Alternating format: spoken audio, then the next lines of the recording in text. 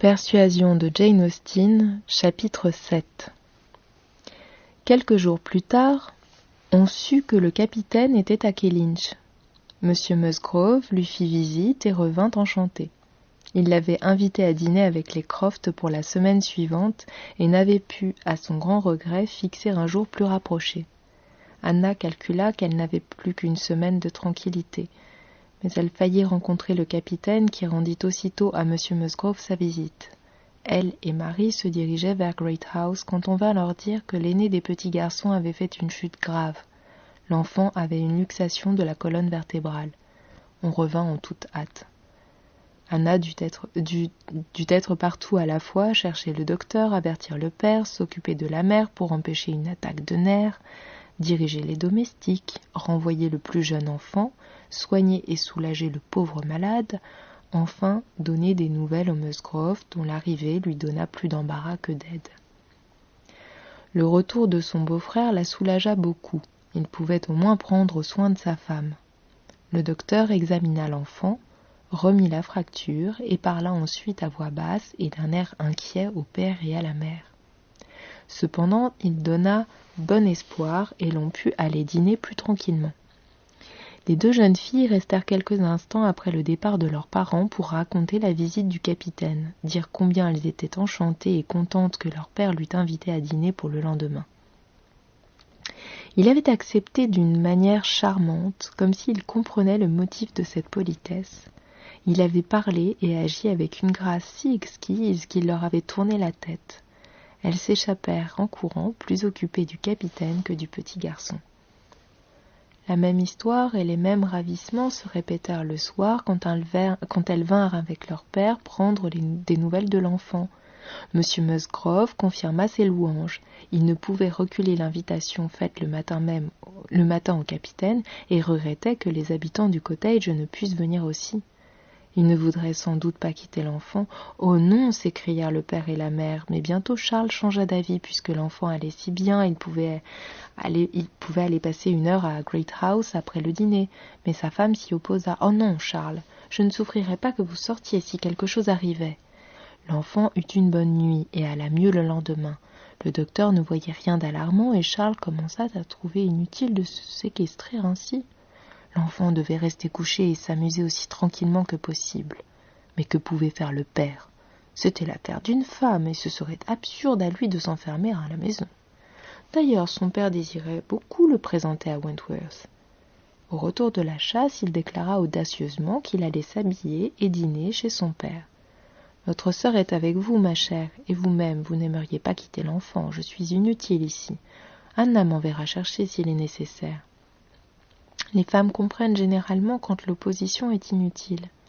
Marie vit que Charles était décidé à partir. Elle ne dit rien, mais aussitôt qu'elle fut seule avec Anna. « Ainsi on nous laisse seuls nous distraire comme nous pourrons avec ce pauvre enfant malade. Et pas une âme pour nous tenir compagnie ce soir. Je le prévoyais, je n'ai pas de chance. S'il survient une chose désagréable, les hommes s'en dispensent. Charles ne vaut pas mieux que les autres. Il n'a pas de cœur. Laisser ainsi son pauvre petit garçon et dit qu'il va mieux, sait-il, s'il n'y aura point un changement soudain dans une demi-heure? Je ne croyais pas Charles si égoïste. Ainsi il va s'amuser, et parce que je suis la pauvre mère, il ne m'est pas permis de bouger, et cependant je suis moins capable que personne de soigner l'enfant. Précisément parce que je suis sa mère, on ne devrait pas me permettre une telle épreuve. Me mettre à une telle épreuve. Je ne suis pas de force à la supporter. Vous savez combien j'ai souffert des nerfs hier. C'était l'effet d'une commotion soudaine. J'espère que rien n'arrivera qui puisse nous effrayer. J'ai bien compris les instructions du docteur et je ne crains rien, vraiment, Marie. Je ne suis pas surprise que votre mari soit sorti. Ce n'est pas l'affaire des hommes. Il me semble que je suis aussi bonne mère qu'une autre, mais ma présence n'est pas plus utile ici que celle de Charles. Je ne puis pas toujours gronder et tourmenter un pauvre petit malade. Vous avez vu ce matin, quand je lui disais de se tenir tranquille, il s'est mis à donner des coups de pied autour de lui. Je n'ai pas la patience qu'il faut pour cela. Seriez-vous tranquille si vous passiez votre soirée loin de lui? Pourquoi non? Son père le fait bien. Jemina certainement est si soigneuse. Charles aurait pu dire à son père que nous irions tous. Je ne suis pas plus inquiète que lui. Hier c'était bien différent, mais aujourd'hui... Eh bien, si vous croyez qu'il n'est pas trop tard pour avertir, laissez-moi soigner le petit Charles. Monsieur et madame Musgrove ne trouveront pas mauvais que je reste avec lui. Parlez-vous sérieusement dit Marie, les yeux brillants. Mon Dieu, quelle bonne idée. En vérité, autant que j'y aille. Je ne sers à rien ici, n'est-ce pas? Et cela me tourmente. Vous n'avez pas les sentiments d'une mère, vous êtes la personne qu'il faut. Jules vous obéit au moindre mot. Ah, bien certainement j'irai, car on désire beaucoup que je fasse connaissance avec le capitaine, et cela ne vous fait rien de rester seul. Quelle excellente idée. Je vais le dire à Charles, et je serai bientôt prête. Vous nous enverrez chercher s'il le faut. Mais j'espère que rien d'alarmant ne surviendra. Je n'irai pas, croyez-le bien, si je n'étais tout à fait tranquille sur mon cher enfant. Elle alla frapper à la porte de son mari et Anna l'entendit dire d'un ton joyeux. « Je vais avec vous, Charles, car je ne suis pas plus nécessaire que vous ici. Si je m'enfermais toujours avec l'enfant, je n'aurais aucune influence sur lui. Anna restera. Elle se charge d'en prendre soin. Elle me l'a proposé elle-même. Ainsi, je vais avec vous, ce qui sera beaucoup mieux, car je n'ai pas dîné à Great House depuis mardi. » « Anna est bien bonne, répondit son mari. Je suis fort content que vous y alliez. Mais n'est-il pas bien dur de la laisser seule à la maison pour garder notre enfant malade ? Anna put alors plaider sa propre cause. Elle le fit de manière à ne lui laisser aucun scrupule. Charles tâcha d'obtenir, mais en vain, qu'elle vînt les rejoindre le soir. Bientôt, elle eut le plaisir de les voir partir contents, quelque peu motivés que fût leur bonheur. Quant à elle, elle éprouvait autant de contentement qu'il lui était donné d'en avoir jamais. Elle ne se savait indispensable à l'enfant, et que lui importait que Frédéric Wentworth se rendît agréable aux autres à une demi-lieue de là. Elle se demandait s'il envisageait cette rencontre avec indifférence, ou avec déplaisir. S'il avait désiré la revoir, il n'aurait pas attendu jusque-là, puisque les événements lui avaient donné l'indépendance qui lui manquait d'abord. Charles et Marie revinrent ravis de leur nouvelle connaissance et de leur soirée. On avait causé, chanté, fait de la musique.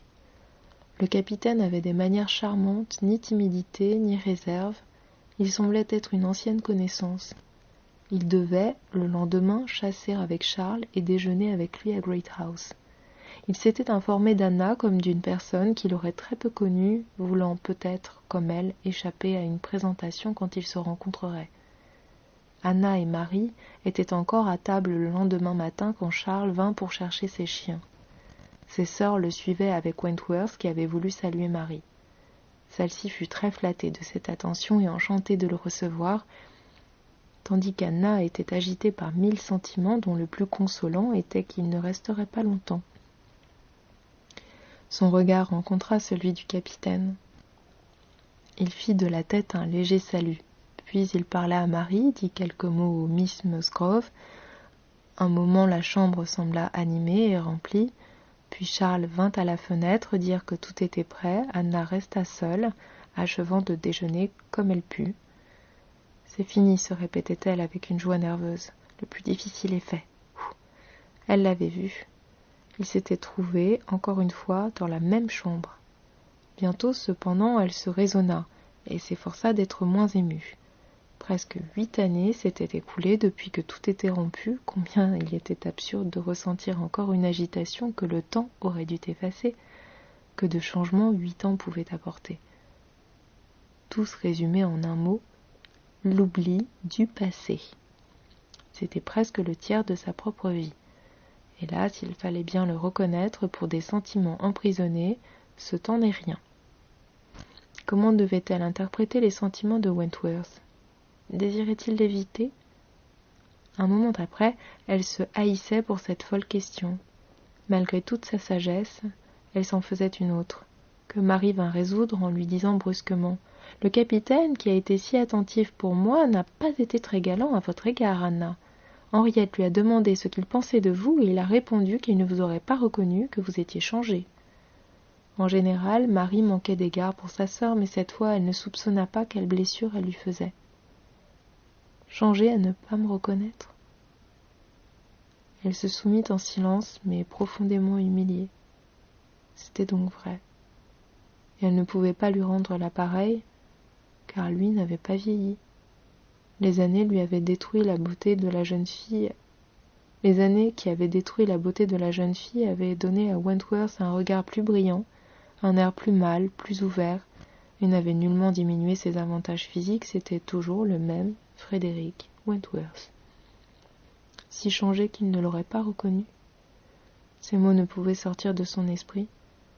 Mais bientôt, elle fut bien aise de les avoir entendus. Ils étaient faits pour la refroidir et calmer son agitation. Frédérick ne pensait pas qu'on répéterait ses paroles. Il l'avait trouvée tristement changée et avait dit son impression. Il ne pardonnait pas à Anna Elliot. Elle l'avait rejetée, abandonnée. Elle avait montré une faiblesse de caractère que la nature confiante, décidée du jeune homme ne supportait pas. Elle l'avait sacrifiée pour satisfaire d'autres personnes. C'était de la timidité et de la faiblesse.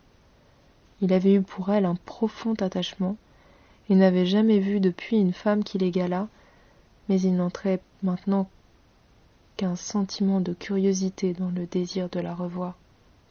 Elle avait perdu pour toujours son pouvoir. Maintenant il était riche et désirait se marier. Il était prêt à donner son cœur à toute jeune fille aimable qui se présenterait à lui, excepté Anna Elliot. Elle disait à sa sœur, je demande une jeune fille entre 15 et 30 ans, un peu de beauté, quelques sourires, quelques flatteries pour les marins, et je suis un homme perdu. N'est-ce pas assez pour rendre aimable un homme qui n'a pas eu la société des femmes ? Il disait cela pour être contredit. Son œil fier et brillant disait qu'il se savait séduisant, et il ne pensait guère à Anna en désignant ainsi la femme qu'il voudrait rencontrer. Un esprit fort, uni à une grande douceur.